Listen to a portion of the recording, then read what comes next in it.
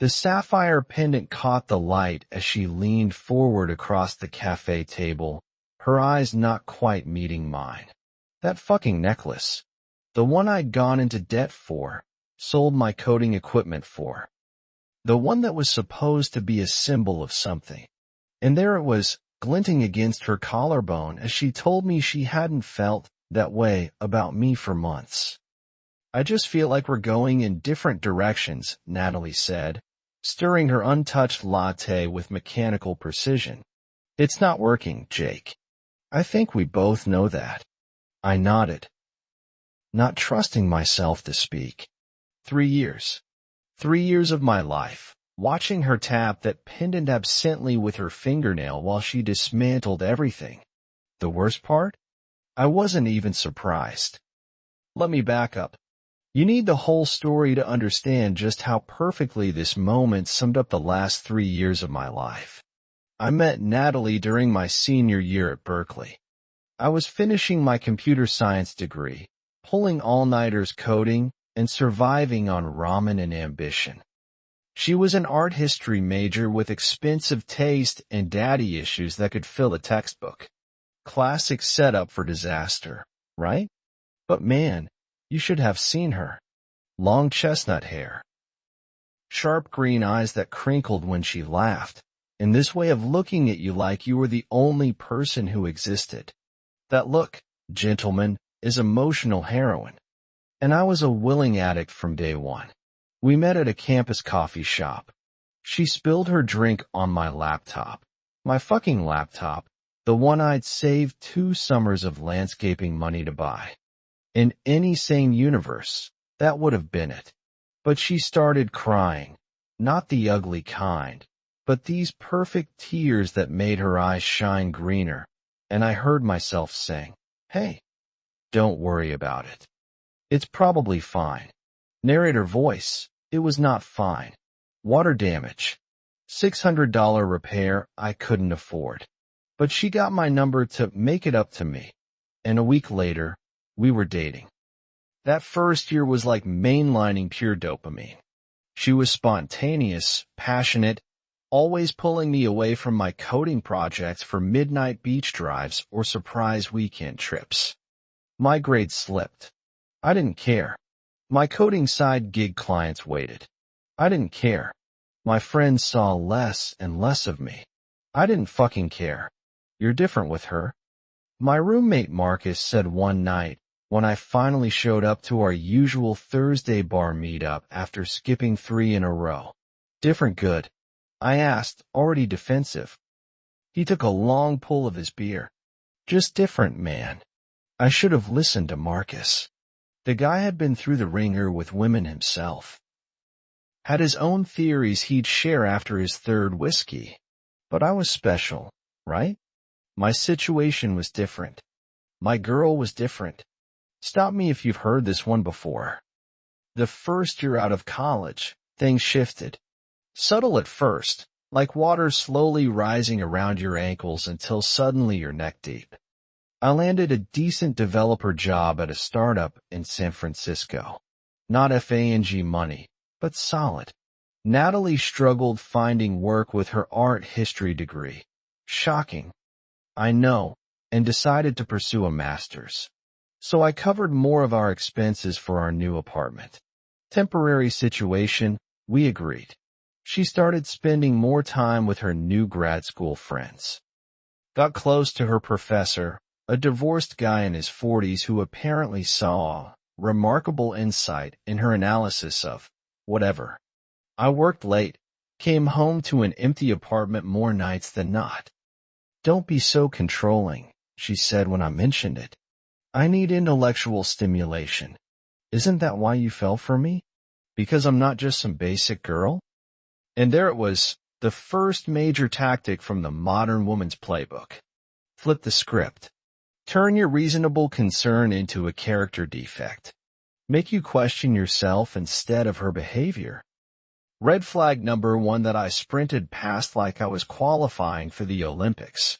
8 months into that arrangement, I got a promotion. Team lead on a new project. Should have been celebration time. I bought champagne, cooked dinner, waited. She came home at 11 p.m., giddy and slightly drunk. "Where were you?"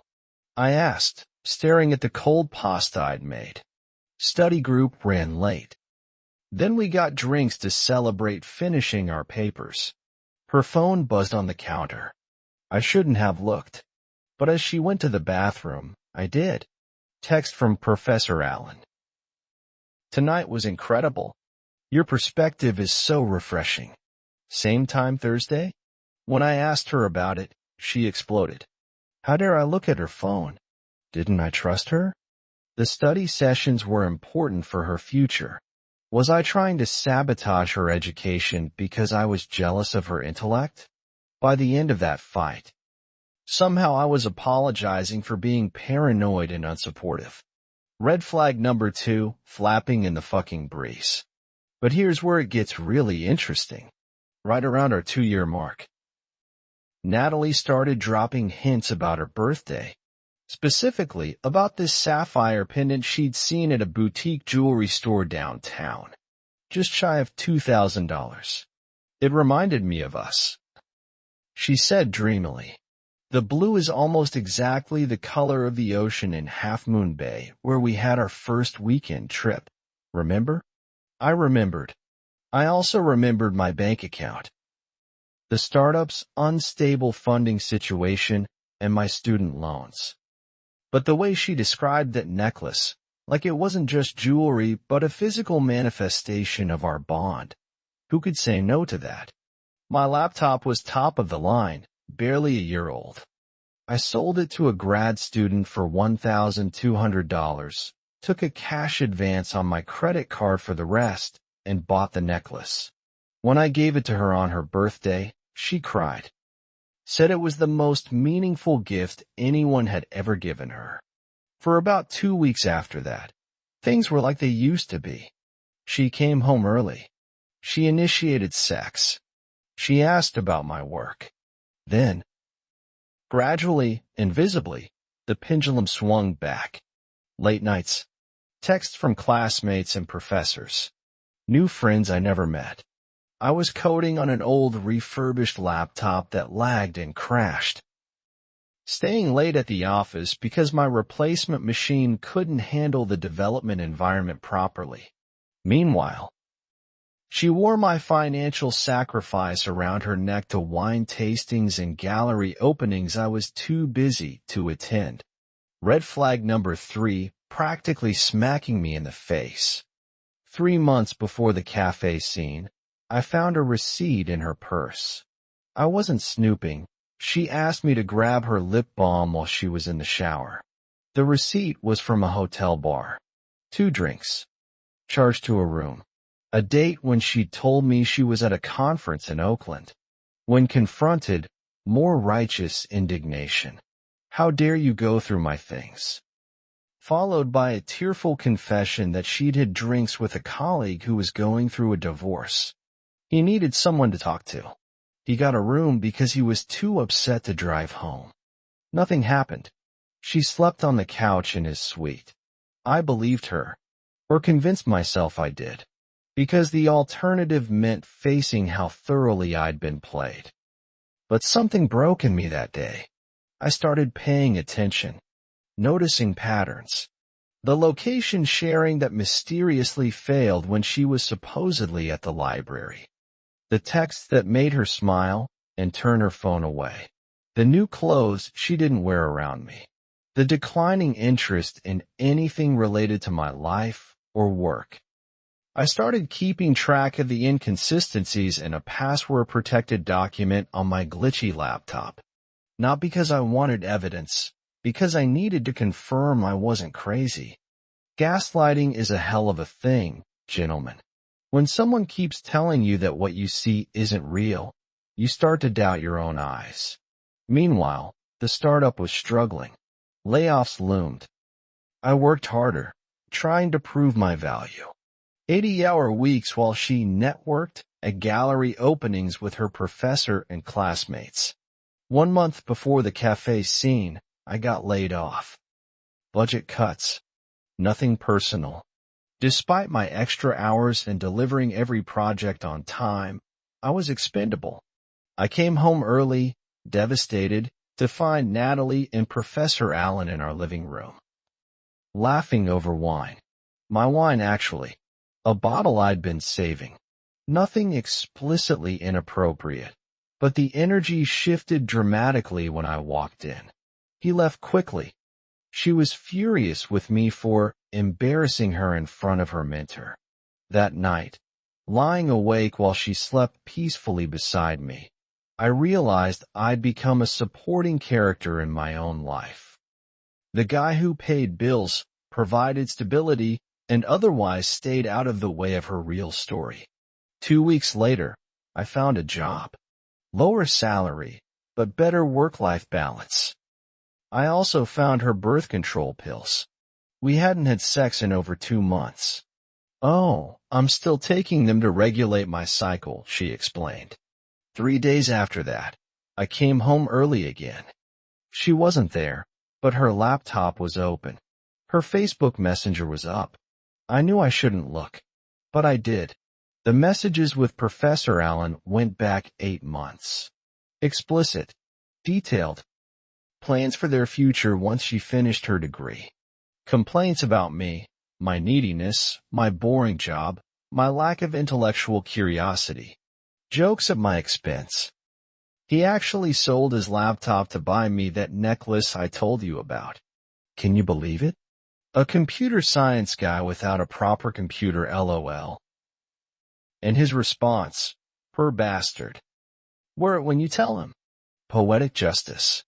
I took screenshots, sent them to myself, then closed the laptop exactly as I'd found it. Called my buddy Marcus, who let me crash at his place while I figured out my next move.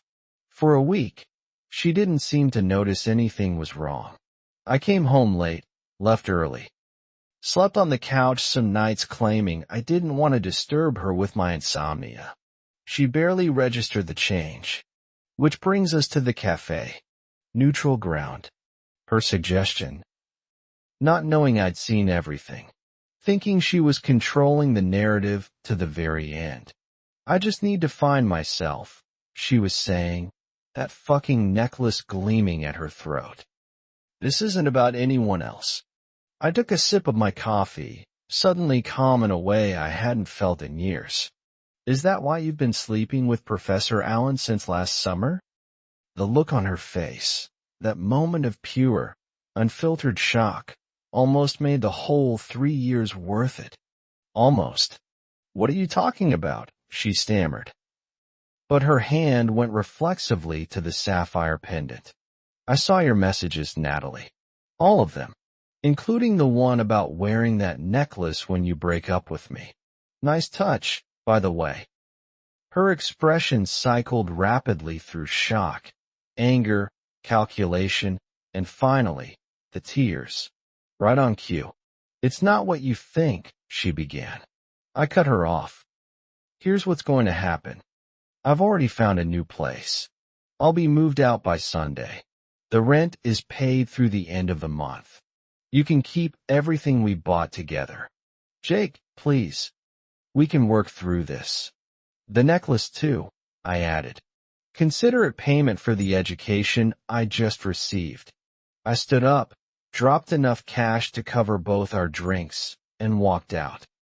She called after me, but I didn't turn around. 3 years of my life, expensive lessons about modern women, all distilled into that perfect moment. Her wearing my sacrifice around her neck while cutting me loose. It's been 6 months since that day. The new job turned into a better opportunity than I expected.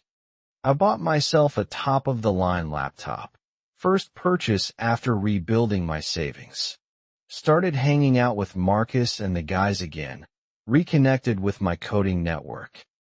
Natalie texted a few times in the weeks after our breakup. I never responded. According to mutual friends, she and the professor went public with their relationship. Then imploded spectacularly when he did exactly what you'd expect a man who cheats with his students to do. He cheated on her with another student.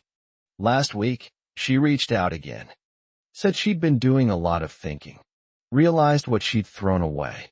Asked if we could meet for coffee, just to talk. I didn't answer that one either.